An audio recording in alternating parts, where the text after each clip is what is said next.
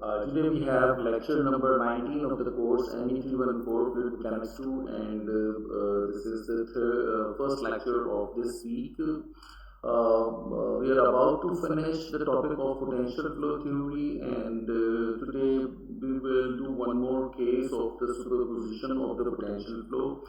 So let's see what first we will see into the superposition concept of potential flow once again for a case of a cylinder which is under rotation, and that can be done by superimposing the streamlines with the flow over a cylinder and with circulation. So we will go into the velocity distribution, we will go into the pressure distribution, we will work out the stream functions and the velocity potential functions for that superimposed flow, and in the end, when we will calculate the drag and the lift, we will end up with an effect called Magnus Effect. And then in the end, we will solve problem related to the flow around the cylinder with circulation.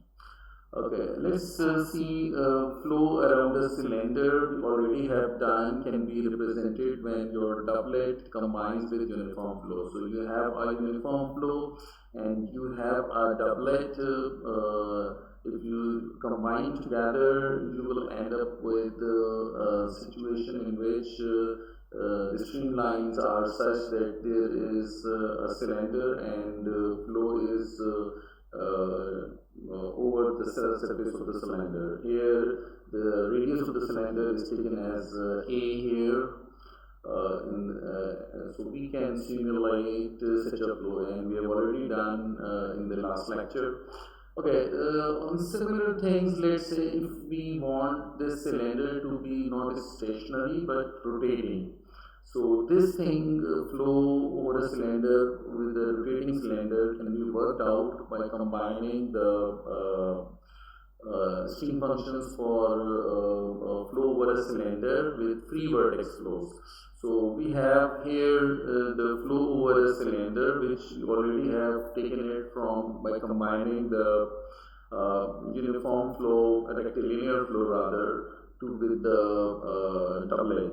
So if you combine that together, you end up with that situation. You have a cylinder and the flow over a cylinder is taking place. Now we are superimposing the flow over a cylinder with a free vertex flow, and free vertex flow is such that you have streamlines are the concentric circles. So here it is shown this it is shown this clockwise direction. So what we can see here is the resultant would be somewhat a flow over a cylinder when the cylinder is rotating. So we can simulate that situation when your cylinder is rotating and there is a fluid flowing over the cylinder. We can work out the corresponding stream functions by combining the stream functions of the flow over the cylinder with the vertex flow. And we can generate the corresponding stream functions. Okay, now in this particular situation, you have streamlines when they are much closer. So the streamlines over this in that region where the spacing between the streamline has decreased. So that would be the region, that would be a region of higher velocity. And obviously when the velocity is higher, we know it is an inviscid flow. So here the higher velocity, there would be a lower pressure. Similarly, if you see that on the bottom side where streamlines are a little far apart, so we can see that here the velocity would be going to reduce, and so pressure would be higher. So higher pressure, lower pressure would actually develop a lift force, and that we will see later once we will calculate. And at some position, because compared with the flow over a cylinder, you have two stagnation points and the flow was symmetric. Here the flow is not symmetric, and you are getting stagnation point where the two streamlines cancels out each other. So here the velocities would be zero. The tangential component of the velocities would be zero. So these would be the stagnation points, and we can work out this location of that stagnation point too. Okay, now see that stream function for this superimposed flow would be just algebraically added the stream functions for a cylinder, which we have got it by combining uniform flow with doublet, plus the stream functions for free vortex. So we already have worked out in the last lecture the stream functions for a cylinder, where the uniform speed is u infinity and theta is the distance you make it from horizontal, and a r is an arbitrary point, any radius, whereas a is thought to be the radius of the cylinder.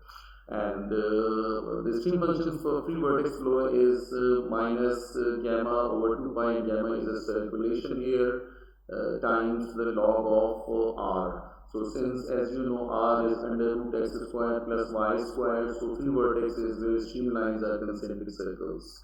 Okay, now we add them together. Plus minus would be minus here, the rest is the same. So that would be our stream function for that flow over a cylinder with circulation case.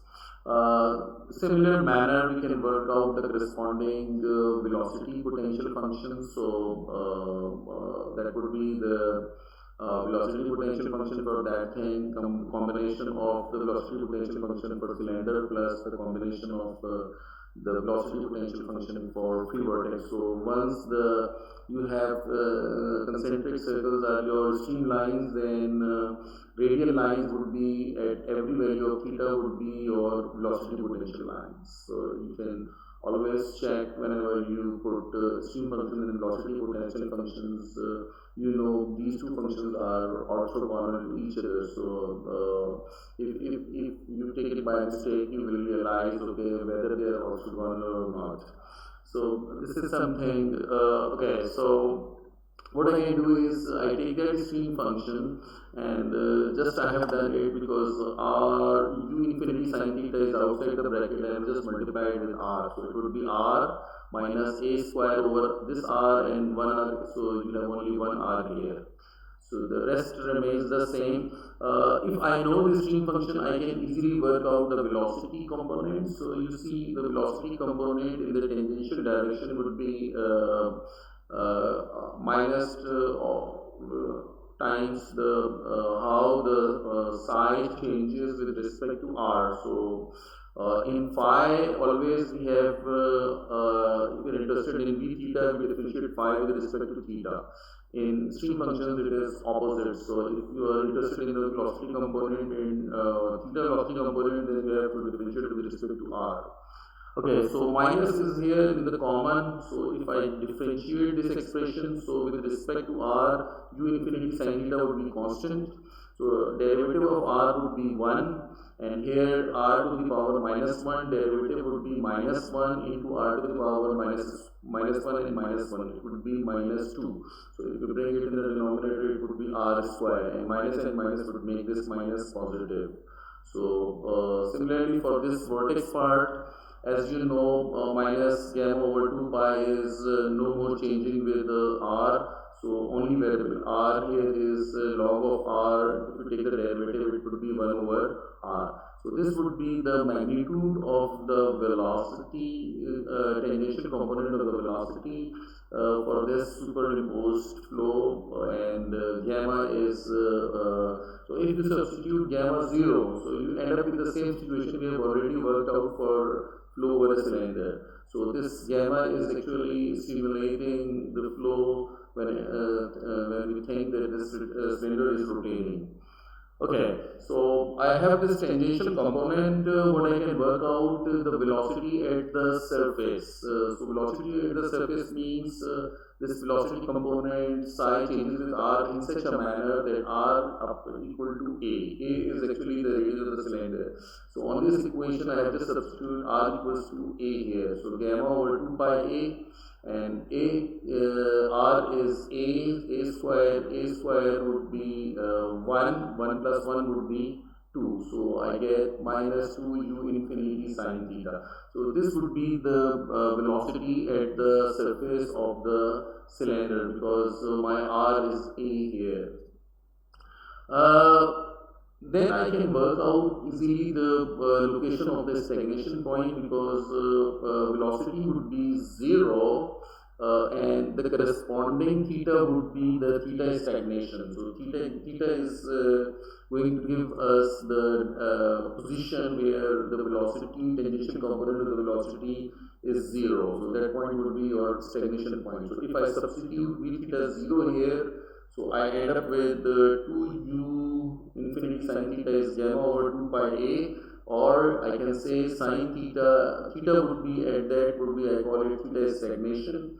So sine theta stagnation would be gamma over 4 pi a u infinity, and you know that this is something, circulation is actually giving us the magnitude of the strength of the free vortex, and u infinity is actually the strength of the uniform flow, and a is the radius of the cylinder, 4 pi a. So all are actually so theta stagnation is depending upon the magnitude of gamma here.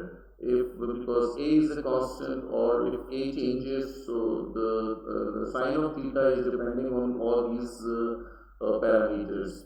Gamma, u infinity, a, 4 pi is a constant. So a, u infinity and gamma are the parameter on which the theta stagnation is depending upon. Okay, now let's see different cases, like for example, first case in which if you take this case where circulation is 0, so it is actually the previous problem. So in this case, sine theta come out to be 0.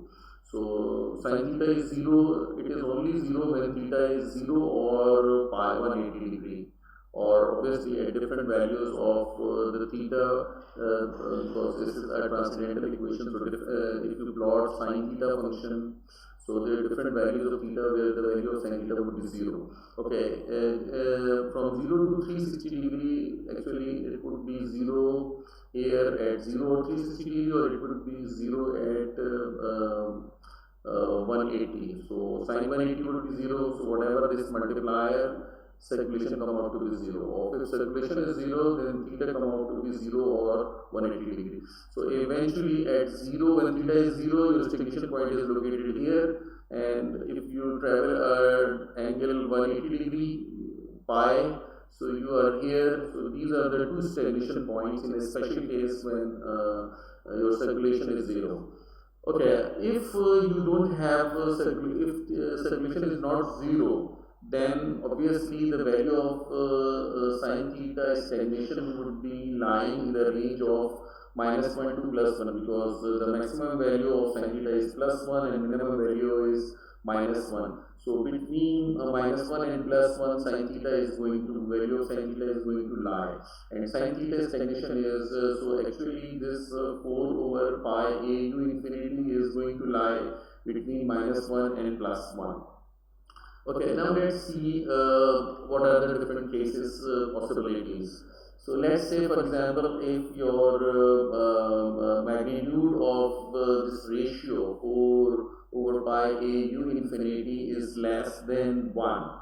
So once it is less than 1, so you are going to get 2 stagnation points. So they are not at the same point at 0 and 180 degree. It would be different from that depending upon the value of that ratio. But this value would be between less than 1. So from 0 to 1 values, you are going to get these location of the stagnation points. When your this factor, this ratio is 1, unity. So unity means sine theta stagnation would be 1. Sine theta stagnation would be 1 means when theta is 90 degree. So because that is something, you are going to get one stagnation point or or you can say that the two stagnation points are overlapping, coinciding each other in such a manner that you have one stagnation point, and theta would be 90 because sine 90 would be 1. So this is theta, sine theta stagnation. So sine theta stagnation 1 is only when theta is 90. So this would be the situation when you have one stagnation point. Or if you have sine theta lies something either greater than 1 or less than 1, so it means your stagnation point will not fall at the surface of the cylinder. It will fall either above the surface of the cylinder or below the surface of the cylinder. For example, if your cylinder is rotating in an anti-clockwise direction, so you are going to get theta above the surface of the cylinder. So that stagnation point will be not at the surface of the cylinder, but it will be away from the surface of the cylinder. It could be the other way around. For example, if your instead of anti-clockwise, if your rotation of the cylinder is in the clockwise direction, so you are going to get the theta at the bottom. And if you make it an angle here, it would be the minus 90 degree or 270 degree. So this was something because this number, because this sine theta value, as we know, the minimum and maximum value is from -1 to +1. But this factor is depending upon the magnitude of the gamma a into infinity. It could be any number. It could be a number, for example, 4 pi a to infinity is somewhat number which is less than 1. So if let's say 0.5, so if you will make it multiply whatever with this number, then you are going to get some number which is greater than 1. So in that case, you are going to get the stagnation point, but not at the surface of the cylinder, either above the surface of the cylinder or below the surface of the cylinder, depending upon the direction of the rotation of the cylinder. Okay, let's see now the pressure distribution, because we have already worked out what will be the velocity and what will be the location of the stagnation points.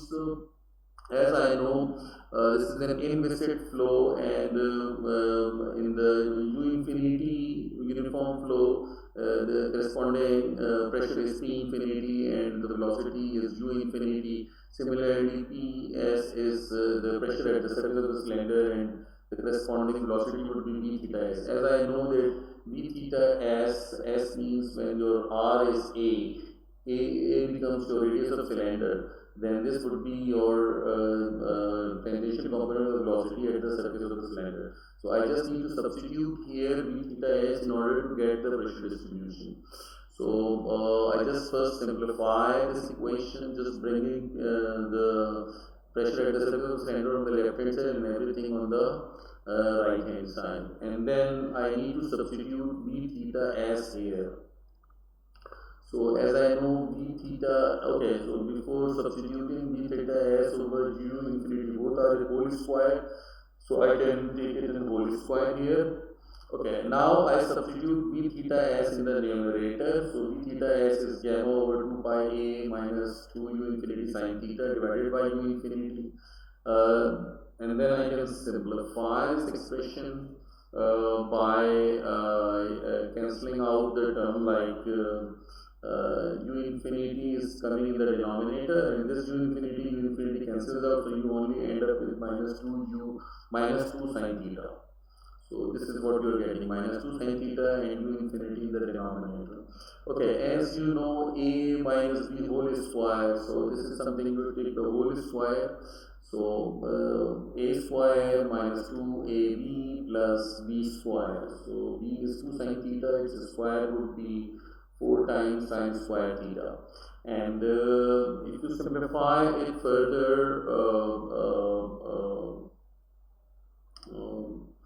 I think what simplification I have done is actually not done, but repeated the same step. Okay, here I have the simplification here.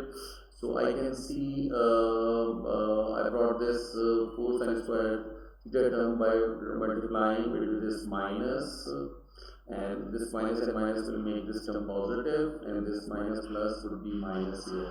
So that would be the expression for surface pressure, which is some function of theta. As we already know that the pressure at the surface of the cylinder is function of theta. but here the component of circulation is also present, which is also contributing to this pressure. So we have a typical distribution of pressure. So if we are interested in calculating the force, as I know the pressure at the surface, if I multiply by the area, I'm going to get the force. So what we need is to substitute Ps here, and this expression would have in sine theta, and as you know from 0 to 2 pi.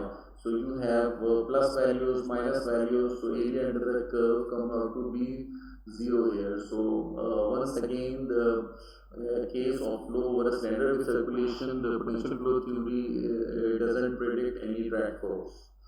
Okay, but the situation in this lift force is different, because if you substitute here and you evaluate that integral, so you are going to get the lift force, and the magnitude of that lift force. For example, if circulation is 0, then your lift would be again 0, similar to the case in the last class. But if you have a circulation and you have a uniform flow taking place, so your lift force would be depending on density minus density times u infinity times the circulation. So this fact was experimentally observed by a German physicist, Magnus. And if the cylinder in a parallel flow stream is rotated about its axis, there is a transverse force. Transverse force means the vertical force, which tends to move the cylinder across the parallel flow stream. So the force is generated, this vertical force is generated, and this effect is called the Magnus Effect, or so-called aerodynamic lift. So you have a cylinder, and if flow is taking place over a cylinder, and if flow is rotating, then this cylinder is experiencing an upward lift, and the magnitude of that lift can be worked out depending upon the density and free stream velocity and the magnitude of that circulation. And this effect is called the Magnus Effect. So this is the flow taking place over a cylinder. Okay, we try now solve the problem related to the same topic. You have an 8-inch diameter, so which rotates clockwise at 1000 rpm in a 60-degree Fahrenheit atmospheric air stream. So here density is given. So as you know, density is a function of temperature. So if temperature changes, the density of air is going to change. And that air is flowing at a speed of 15 feet per second. Locate any stagnation points and find the minimum pressure on the cylinder. So you have a cylinder of 8-inch diameter that is rotating, and this rotating cylinder is placed in a flow where the air stream is flowing with a speed of 15 feet per second. So this is exactly the same situation which we have already worked out. So just assuming let R is the radius of the cylinder, so I can say that the location of the stagnation point would be gamma over 4 pi. I mean, earlier we have said A, so I just have assumed R here, the radius of the cylinder in this problem. So that would be the, if I have a knowledge of gamma, because u infinity is 15 feet per second, and I know the radius which is 4 inches, and if I just know this, I can easily work out the theta stagnation. Okay, so what I do is, the next thing is to work out the circulation. As I know, circulation in a rotating cylinder would be the line integral of the tangential component of the velocity. So here tangential component is actually v theta, which is r times omega. And as you know, this tangential component in a cylinder, when cylinder is rotating as a solid, so the tangential velocity component would be r times omega, and negative I have just taken it because here it is clockwise. As I know, anti-clockwise is positive, so clockwise is taken to be negative here. And the differential length over the whole surface of the cylinder would be 2 pi r. So this would be minus 2 pi r, or r and r would be r square, and omega. As I know, omega is an angular speed, so this angular speed can be worked out in terms of rpm. Omega is 2 pi n over 60. So I have expression for calculating the circulation. Only thing I just substitute the RPM and the radius. So radius here is 4 inches. Since the speed is in feet per second, so and the density is also slug per cubic feet, so everything should be in feet. So these 4 inches divided by 12 would be 4 upon 12 feet. And just substitute here in this expression. I mean, for we need gamma in order to calculate sine theta is stagnation or theta is stagnation. So just I need the value of gamma. So gamma I have worked out from this expression, which is this thing minus 2 pi RPM is 1000 divided by 60. And 4 upon 12 is the radius of that cylinder. So that comes out to be minus 73.1 square feet per second. Okay, so I now just substituted this value in this sine theta is stagnation. So I have a gamma 4 pi r u infinity. So this number has come out to be somewhat out of the range of -1 and +1. So it means this location of the stagnation point is not at the surface of the cylinder. So that would be something the case because it's a clockwise rotation. So there's somewhere at the away from the surface of the cylinder, the stagnation point is going to lie. And we can work out the location of that stagnation point as well. But the first thing is to locate any stagnation point. So this is the place where the stagnation point is. So location can be worked out because either I substitute theta equal to -90 or theta equal to 270 degree. I can get because here theta is 270 degree, gamma over 4 pi. R1 is, let's say, that distance at which this stagnation point is going to lie, and my circulation is the same. So I'm going to get 0.388. So up to from this to this 0.33 feet. 0.33 feet. So 0.38 is somewhat lower than this radius of the cylinder. So that actually signify this R1 is actually signifying this distance from this point to this point, denoting the position, location where the stagnation point is going to lie when your gamma and u infinity and r are these numbers. So this would be your location of, if this number comes out to be less than 1, you are going to get two possible values of sine theta, because sine theta is some value, and if you evaluate theta from this equation, you are going to get some two values of theta. That would be the location. Okay, so the first part we have done, finding out the location. Second is to find the minimum, the pressure. So pressure is something, as I know that here at that position on the streamlines where the velocity is maximum, so here the pressure would be minimum. So I just apply the Bernoulli equation to this, and what I have done is, because the pressure minimum would be at the point where velocity is maximum. So as I know, velocity at the surface of the cylinder is this expression. So I just calculated the maximum velocity, and my theta should be equal to 90 degrees. So that is at that place when your theta is 90 degrees, you expect the velocity to be maximum and pressure to be minimum. So the maximum velocity comes out to be substituted gamma and r and everything. So I got minus 64.93 per second. So I know this value, and as far as this free stream pressure is considered, I have just assumed it to be 0. So I have only one unknown here in this equation. That would be the minimum value of the pressure. So I just work out the minimum value, and that comes out to be negative. So because there is a lower pressure, so that forces the streamlines to move faster over that surface. The units are pounds per square feet. So as you probably know, PSI is pounds per square inches. since every dimension of length was given here in the feet. For example, velocity in feet per second, and everything is in feet per second. So here the minimum pressure would be minus 4.78 pounds per square foot. So that is we have solved both parts of this problem, and in this way, at this point, I have finished this lecture.